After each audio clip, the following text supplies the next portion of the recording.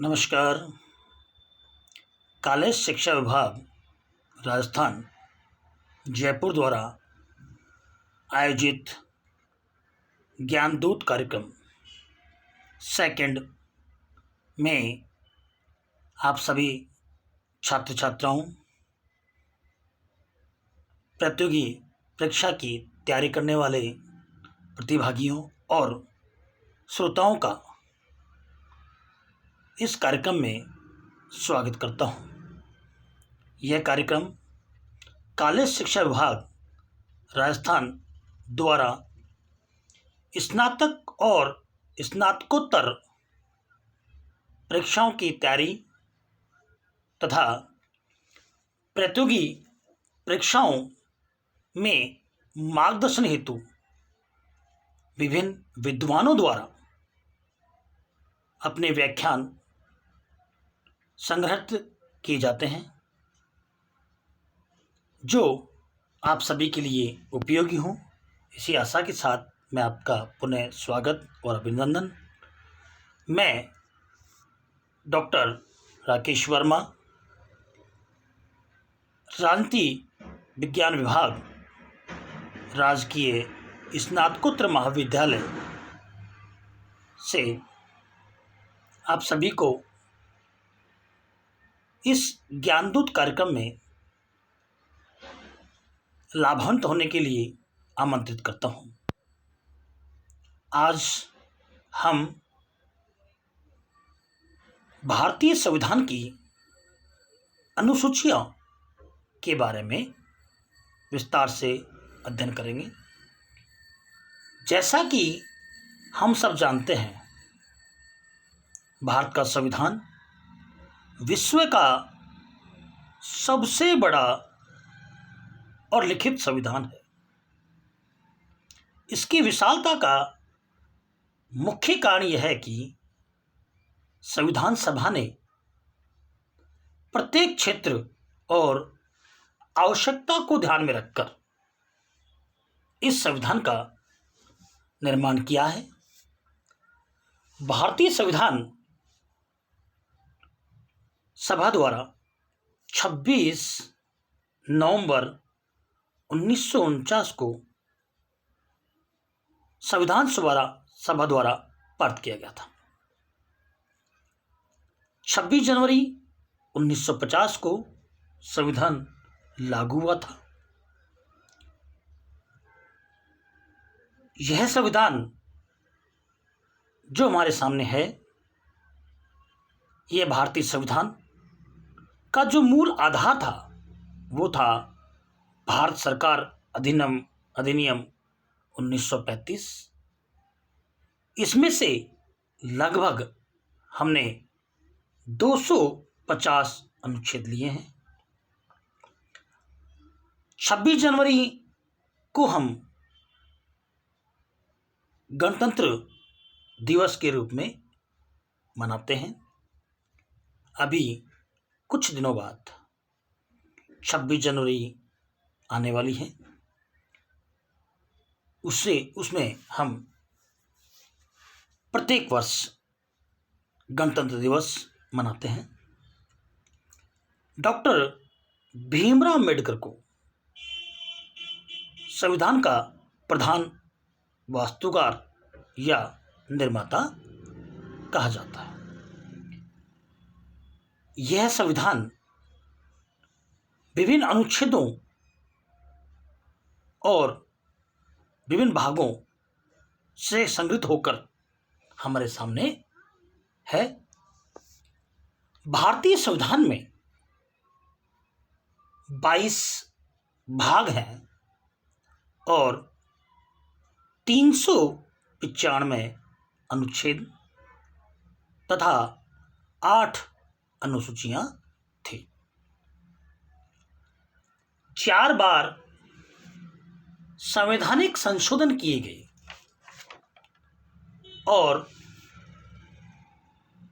उन संवैधानिक संशोधनों द्वारा 8 ही अनुसूचियों को बढ़ाकर 12 अनुसूचियां कर दी हैं, जो हमारे सामने विद्यमान है। संविधान में जो 9वीं अनुसूची है उसको प्रथम संविधान संशोधन अधिनियम 1951 के तहत जोड़ी गई थी। संविधान में 10वीं अनुसूची 52वें संविधान संशोधन अधिनियम 1985 के तहत जोड़ा गया था। संविधान में 11वीं अनुसूची 73वें संविधान संशोधन 1992 के तहत जोड़ी गई थी और 12वीं अनुसूची 74वें संवैधानिक संशोधन अधिनियम 1992 के तहत जोड़ी गई। इस तरह हमारे संविधान में वर्तमान में 12 अनुसूचियां विद्यमान हैं। हमारे मूल संविधान में हमें 8 अनुसूचियां ही प्राप्त हुई थी। हमें जैसे जैसे आवश्यकता महसूस हुई वैसे वैसे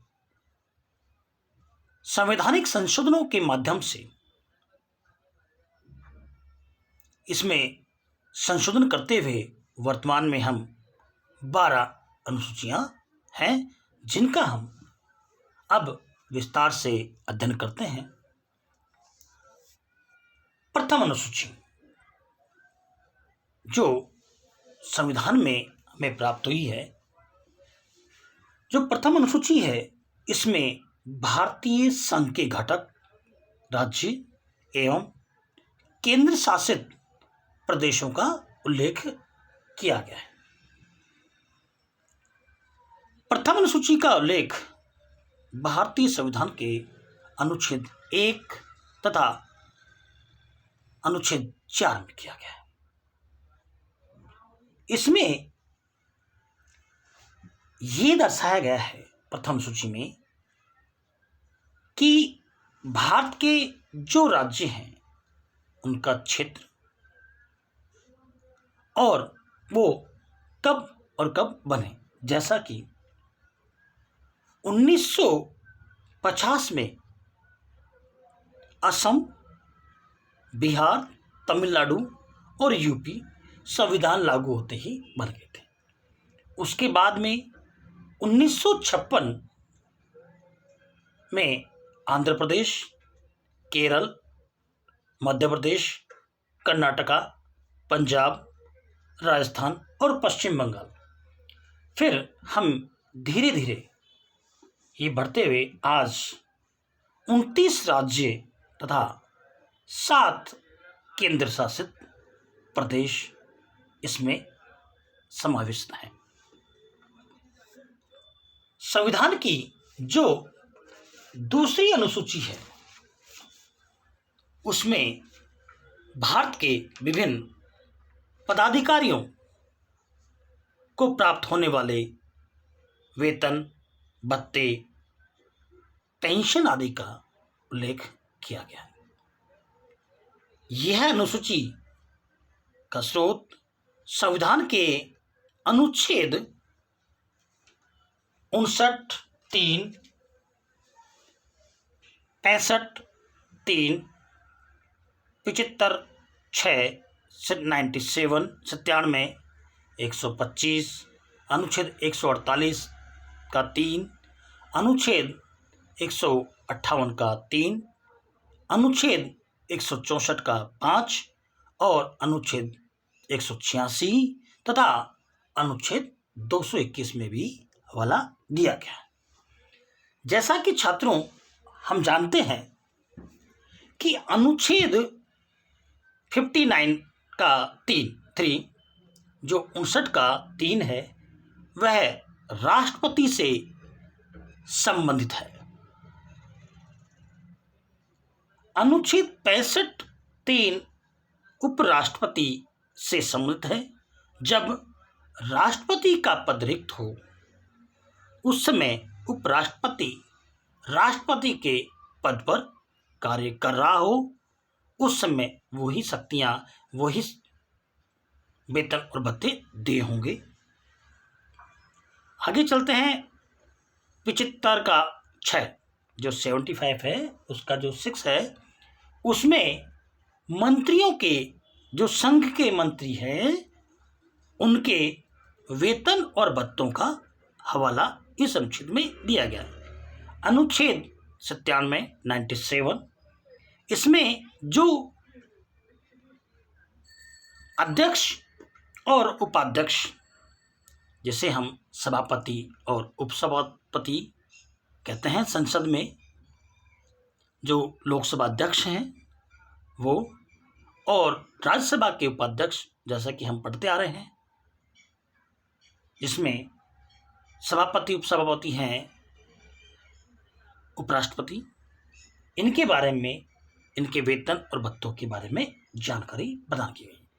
अनुच्छेद 125 यह है सर्वोच्च न्यायालय के न्यायाधीशों के वेतन और भत्तों के बारे में हमें जानकारी प्रदान करता है। अनुच्छेद 148 का 3, इसमें भारत के नियंत्रक एवं महालेखा परीक्षक के वेतन, भत्ते और सुविधाओं के बारे में बताया है। अनुच्छेद 158 3, यह है राज्यों में जो राज्यपाल हैं उनके वेतन, भत्ते और सुविधाओं से संबंधित है। अनुच्छेद 164 का 5, यह राज्यों के जो मंत्रिमंडल है, जो मंत्री हैं, उनके वेतन और भत्तों से संबंधित है। अनुच्छेद 186, यह राज्य विधानमंडल, विधानसभा या विधान परिषद के सभापति और उपसभापति के वेतन और भत्तों के बारे में हमें जानकारी प्रदान करते हैं।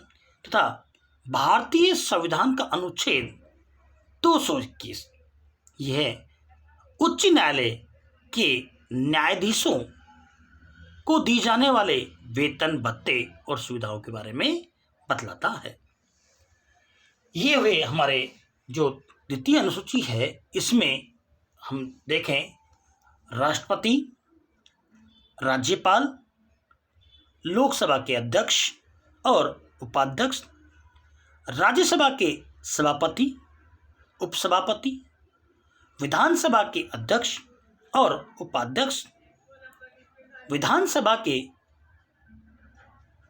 परिषद के सभापति और उपसभापति, उच्चतम और न्यायालय और उच्च न्यायालय के न्यायाधीश तथा भारत के नियंत्रक और महालेखा परीक्षक के वेतन, भत्तों के बारे में द्वितीय अनुसूची में बतलाया गया। अब हम चलते हैं आगे तृतीय अनुसूची में। जो संविधान की तृतीय अनुसूची है, इसमें विभिन्न पदाधिकारियों जैसे राष्ट्रपति, उपराष्ट्रपति, मंत्री, उच्चतम एवं उच्च न्यायालय के न्यायाधीशों द्वारा शपथ ग्रहण में ली गई शपथ के बारे में उल्लेख किया गया। इसमें अनुसूची में संविधान में दिखाया गया है कि जब ये अपने पद पर आसीन हो, उससे पूर्व संविधान की शपथ लेना उनके लिए अनिवार्य होगा, जिसमें सत्यनिष्ठता से प्रतिज्ञान लिया जाता है। इसका उल्लेख, तृतीय अनुसूची का उल्लेख भारतीय संविधान के अनुच्छेद 75 4,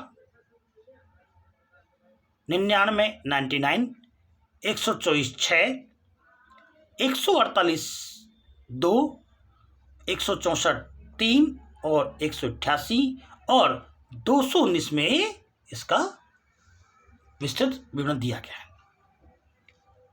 यह विभिन्न पदाधिकारियों के ऊपर जो लागू होता है, वो अनुच्छेद में, जैसे 75(4), यह है राष्ट्रपति एवं मंत्रिपरिषद जो संविधान की शपथ लेंगे, अपने कार्य के लिए शपथ लेंगे, उसके बारे में विवरण दिया गया है। अनुच्छेद 99 इसमें संसद के सदस्यों द्वारा जो शपथ ली जाती है उसके बारे में बतलाया गया है। अनुच्छेद 124(6) में उच्चतम न्यायालय के न्यायाधीशों द्वारा जो शपथ ली जाती है, तथा अनुच्छेद 148(2) में भारत के नियंत्रक एवं महालेखा परीक्षक की शपथ का है। अनुच्छेद 164(3) में राज्यों के मंत्रियों की शपथ का प्रावधान है। अनुच्छेद 188 में राज्यों में जो विधानसभा सदस्य हैं उनके शपथ का विवरण है। और अंतिम में अनुच्छेद 219 में उच्च न्यायालय के न्यायाधीशों के शपथ का प्रावधान दिखाया गया। तो हम तृतीय अनुसूची में देखते हैं कि भारतीय संविधान में जो राष्ट्रपति, उपराष्ट्रपति, मंत्री, उच्च न्यायालय, उच्चतम न्यायालय के न्यायाधीशों के पद ग्रहण करने से पूर्व जो शपथ ली जाती है उसका विवरण दिया गया। आगे चलते हैं हम चतुर्थ अनुसूची, जो चौथी अनुसूची है। इसमें विभिन्न राज्यों तथा संघ शासित क्षेत्रों की राज्यसभा में प्रतिनिधित्व का विवरण दिया गया है, जो संविधान में अनुच्छेद 4(1) तथा अनुच्छेद 80(2) में दिया गया है। अनुच्छेद 4(1) में राज्यों के प्रतिनिधित्व की बात की गई है। अनुच्छेद भारतीय संविधान का अनुच्छेद 80(2) में राज्यसभा का गठन और राज्य का प्रतिनिधित्व के बारे में बतला गया। छात्रों, विभिन्न राज्यों का प्रतिनिधित्व के आधार पर राज्यसभा में 233 सीटें आवंटित की गई। यह जो सीटें हैं विभिन्न राज्यों में अलग अलग है। सबसे अधिक उत्तर प्रदेश में है, जहां पर राज्यसभा में 31 राज्यसभा सांसद सदस्य भेजे जाते हैं। उसके बाद 19 सदस्य महाराष्ट्र से, 18 सदस्य तमिलनाडु और 18 ही सदस्य आंध्र प्रदेश से भेजे जाते हैं। बिहार और पश्चिम बंगाल से 16 सदस्य भेजे जाते हैं। कर्नाटका से 12 सदस्य, गुजरात, मध्य प्रदेश से 11 सदस्य विधानसभा में वो भेजे जाते हैं। जो राज्यों की विधानसभा है वो निर्वाचित करके भेजती है एकल संक्रमणीय अनुपातिक प्रतिनिधि प्रणाली से इनको। आगे चलते, जैसा कि हम राजस्थान के हैं, राजस्थान और उड़ीसा से हम राज्यसभा में 10 राज्यसभा सदस्य भेजते हैं। केरल से 9, असम और पंजाब से 7, झारखंड से 6, हरियाणा और छत्तीसगढ़ से 5 और जम्मू कश्मीर से 4, उत्तराखंड, हिमाचल प्रदेश और अरुणाचल प्रदेश से हम 3-3 राज्यसभा सदस्य भेजते हैं तथा अंतिम में गोवा, नागालैंड, मणिपुर, त्रिपुरा, मेघालय, सिक्किम, मिजोरम, अरुणाचल प्रदेश, दिल्ली, इन सभी से हम एक एक राज्यसभा सदस्य भेजते हैं। ये तो हुई हमारी चतुर्थ अनुसूची। अब हम बात करते हैं पंचम अनुसूची की। जो पांचवी अनुसूची है भारतीय संविधान में, जो पांचवी अनुसूची है, इसमें विभिन्न अनुसूचित क्षेत्रों और अनुसूचित जनजाति के प्रशासन और नियंत्रण के बारे में उल्लेख किया गया है। पांचवी अनुसूची का उल्लेख भारतीय संविधान के अनुच्छेद 244(1) में किया गया, जिसमें असम, मेघालय, त्रिपुरा और मिजोरम राज्यों में जो अनुसूचित जनजाति के प्रशासन और नियंत्रण के बारे में उल्लेख किया गया है। संविधान की जो छठी अनुसूची है, इसमें असम, मेघालय, त्रिपुरा और मिजोरम राज्यों के जनजातीय क्षेत्रों के प्रशासन के बारे में प्रावधान किया गया है। भारतीय संविधान का अनुच्छेद 244(2) तथा अनुच्छेद 275(1) में दिया गया है।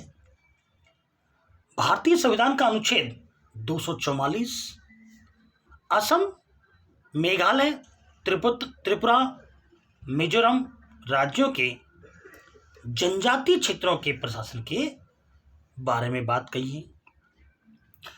अनुच्छेद 275(1) में राज्यों को सहायता राशि के बारे में दिया गया है। अब हम चलते हैं आगे सातवीं अनुसूची में। जो संविधान की सातवीं अनुसूची, यह सबसे महत्वपूर्ण अनुसूची मानी जाती है। इसके आधार पर केंद्र राज्यों के बीच शक्तियों के बंटवारे के बारे में बताया गया है। इसके अंतर्गत 3 अनुसूचियां हैं: संसूची, राज्य सूची और समवर्ती सूची। भारतीय संविधान के अनुच्छेद 246 में इसका विवरण मिलता है। संघ सूची में 97 विषय है, 97 विषय हैं। इस सूची में दिए गए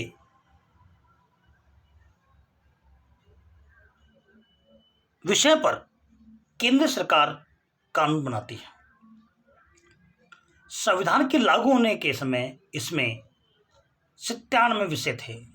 वर्तमान में इसमें 99 विषय है, जिन पर केंद्र सरकार कानून बनाती है।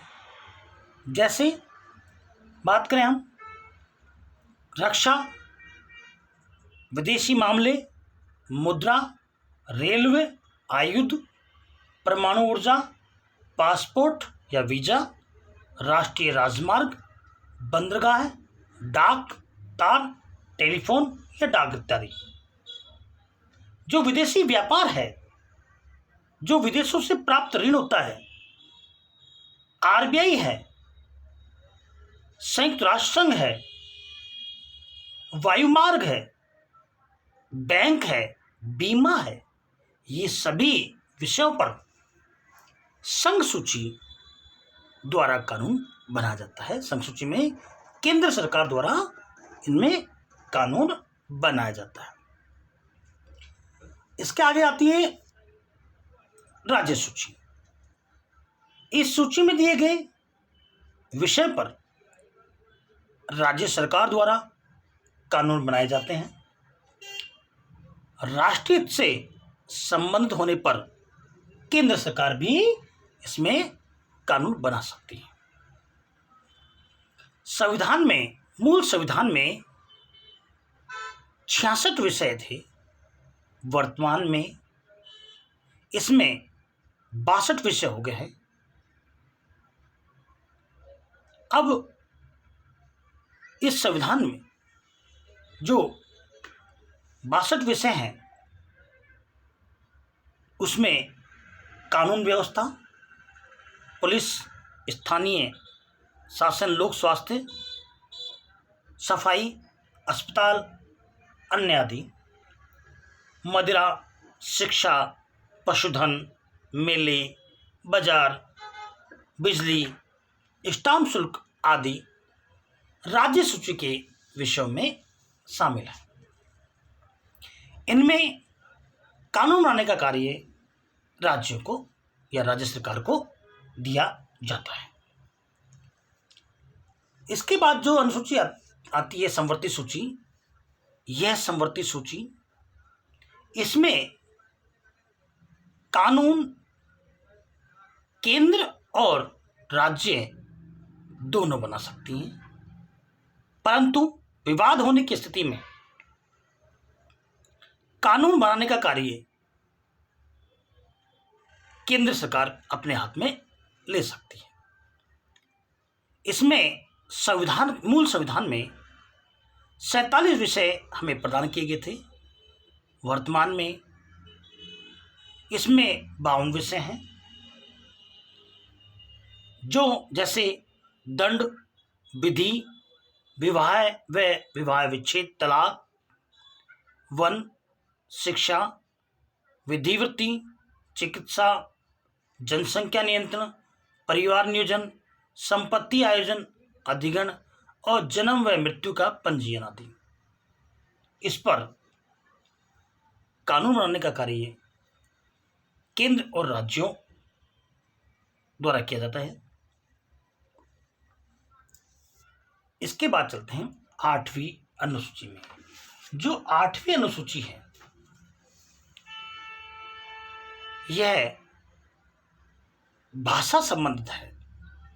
इसमें भारत की 22 भाषाओं का उल्लेख किया गया है।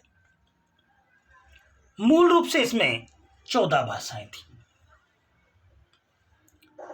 1967 में सिंधी को, 1992 में कोंकणी, मणिपुरी तथा नेपाली भाषा को शामिल किया गया। 2003 में मैथिली, संथाली, डोगरी एवं बोडो को शामिल किया गया था। भारतीय संविधान के अनुच्छेद 344(1) तथा 351 में इसको बताया गया है। अनुच्छेद 344(1) में संघ की राजभाषा हिंदी और लिपि नागरी, देवनागरी के बारे में बात बताई गई है। अनुच्छेद 351 में हिंदी भाषा के विकास के लिए हिंदी भाषा का प्रचार प्रसार के बारे में संविधान में दिया गया है तथा यह कहा गया है कि इसके लिए संस्कृत भाषा से शब्दों का लिया जाना औचित्यपूर्ण होगा। बाकी अन्य भाषाओं से भी हम कुछ शब्द ले सकते हैं। मुख्य रूप से इस 8वीं अनुसूची में जो 22 भाषा हैं उसमें हम बात करते हैं असमिया, बंगला, बोडो, डोगरी, गुजराती, हिंदी, कन्नड़, कश्मीरी, कोंकणी, मैथिली, मलयालम, मणिपुरी, मराठी, नेपाली, उड़िया, पंजाबी, संस्कृत, संथाली, सिंधी, तमिल और तेलुगु तथा उर्दू भाषा का इसमें समावेश किया गया। अब हम चलते हैं आगे संविधान की 9वीं अनुसूची में। इस अनुसूची में सम्मिलित विषयों को न्यायालय में चुनौती नहीं दी जा सकती। संविधान में 9वीं अनुसूची प्रथम संविधान संशोधन अधिनियम 1951 द्वारा जोड़ी गई। इसके अंतर्गत राज्य द्वारा संपत्ति के अधिग्रहण की विधियों का उल्लेख किया गया है। इस अनुसूची में 24 अप्रैल 1973 के बाद शामिल सभी विषयों को उच्चतम न्यायालय समीक्षा कर सकता है, ऐसा प्रावधान किया गया है। 9वीं अनुसूची का उल्लेख भारतीय संविधान के अनुच्छेद 31 ख में किया गया है, जिसमें कहा गया है कि 31 क के उपबंधों के पर प्रतिकूल प्रभाव न पड़े संशोधन करने की किसी सक्षम विधानमंडल की शक्ति के अधीन रहते हुए पृथक बना रहेगा।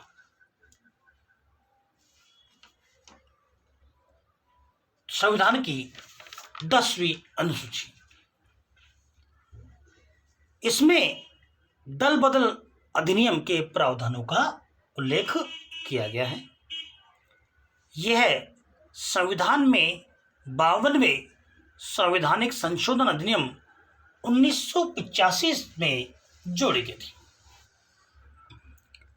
10वीं अनुसूची का उल्लेख भारतीय संविधान के अनुच्छेद 102 के 2 तथा 191 के 2 में किया गया है। अनुच्छेद 102 का 2 कहता है कि संसद सदस्यों की योग्यता के बारे में बात करता है। कोई व्यक्ति संसद के किसी सदन का सदस्य होने के लिए अयोग्य होगा यदि वह 10वीं अनुसूची के अधीन प्रकार के अपात्र हो जाता है। अनुच्छेद 191(2) में कहा गया है कि कोई व्यक्ति किसी राज्य की विधानसभा या विधान परिषद का सदस्य होने के लिए अयोग्य होगा यदि वह 10वीं अनुसूची के अधीन इस प्रकार अयोग्य हो जाता है। तो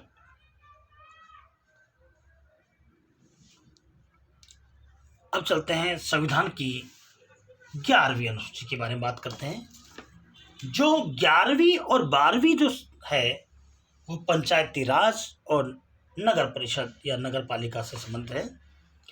हम बात करते हैं संविधान की 11वीं अनुसूची के बारे में। इसमें पंचायती राज संस्थाओं को कार्य करने के लिए 29 विषय प्रदान किए गए हैं। यह सूची संविधान में 73वें संवैधानिक संशोधन अधिनियम 1993 द्वारा जोड़ी गई, जिसका उल्लेख संविधान में 243वें अनुच्छेद के 6 में किया गया है। इस अनुसूची को जोड़ने के लिए हमारे जो नीति निर्देशक तत्व हैं उनमें जो अनुच्छेद 40 है, जो महात्मा गांधी की इच्छा थी कि ग्राम स्वराज्य या गांव द्वारा प्रशासन, उसको आधार मान करके इस अनुसूची को जोड़ा गया।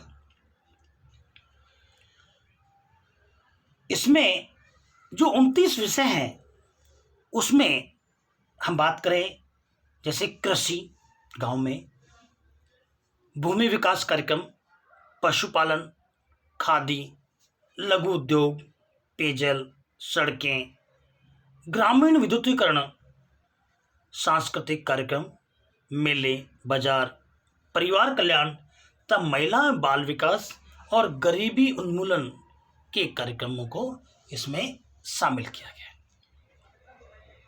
संविधान की जो 12वीं अनुसूची है, इसके बारे में बात करते हैं। इसमें शहरी क्षेत्र और स्थानीय स्वशासन संस्थाओं को कार्य करने के लिए 18 विषय प्रदान किए गए। यह अनुसूची संविधान में 74वें संवैधानिक संशोधन अधिनियम 1993 द्वारा जोड़ी गई। 11वीं अनुसूची का उल्लेख भारतीय संविधान के अनुच्छेद 243 बे में किया गया है। यह अनुसूची संविधान में नगरपालिकाएं जैसे समिति, जिला महानगर क्षेत्र, नगर पालिका क्षेत्र, पंचायत और वार्ड से संबंधित है। इसमें जो 18 विषय दिए गए हैं, उसमें नगरीय योजना, भवनों का निर्माण, सड़कें व पुल, अग्निशमन, गंदी बस्तियां सुधार, नगरीय निर्धनता उन्मूलन, पार्क, खेल के मैदान और जन्म मृत्यु पंजीयन के बारे में बात की गई। इस प्रकार आज हमने संविधान की जो 12 अनुसूचियां हैं उसके बारे में विस्तृत रूप से अध्ययन किया। यह जो 12 अनुसूचियां हैं संविधान द्वारा हमें प्राप्त हुई है।